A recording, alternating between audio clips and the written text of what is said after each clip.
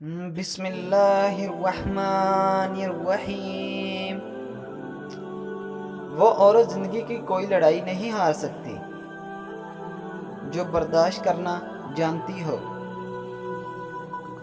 تمہارا کام محبت کو تلاش کرنا نہیں ہے، بلکہ اپنے اندر ان رکاوٹوں کو دور کرنا ہے جو تم نے محبت کے خلاف کھڑی کی ہوئی ہیں۔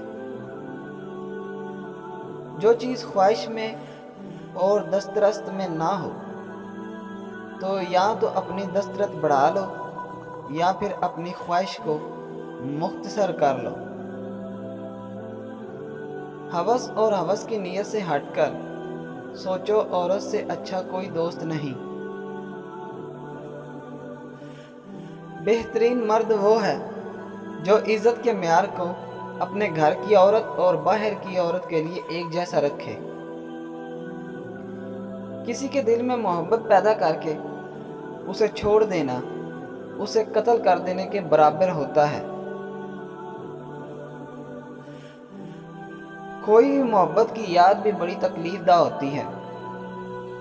کہیں کسی بھی وقت انسان کے دل و دماغ میں چھا جاتی ہے اور پھر آنسو بہائے بغیر اسے اپنی جگہ سے سرکنے نہیں دیتی۔ عورت مسئلہ نہیں، محبت ہے، مگر وہ محبت نہیں جو مرد کرتا ہے۔ مرد کے لیے محبت جسم ہے اور عورت کے لیے محبت جذبہ ہے۔ مرد کی محبت کا یقین اس وقت کرنا جب وہ نکاح کرنے پہ راضی ہو جائے۔ ہر معذرت کرنے والا نہ تو خطا کار ہوتا ہے اور نہ ہی معذور، بلکہ یہ صرف تو وفادار لوگوں میں پائی جاتی ہے۔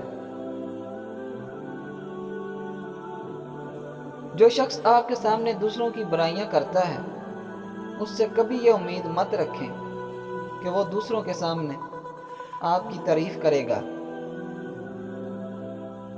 جب آپ کو خود اپنی اہمیت بتانی پڑ جائے تو سمجھ جانا کہ آپ کی کوئی اہمیت نہیں۔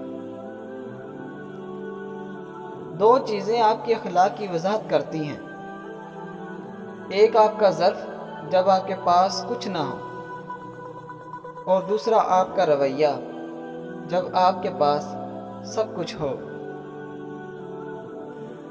نیکیاں کرتے جاؤ اور دریا میں ڈالتے جاؤ، جب کبھی طوفان آیا تو یہی نیکیاں آپ کی کشتی بن جائیں گی۔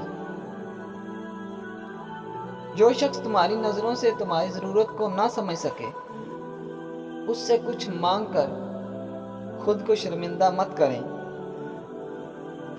مرد کی جو چیزیں خوبصورت ہوں تو عورت دن رات اس کی کمی محسوس کرتی ہے۔ اخلاق اور دوسرا کردار۔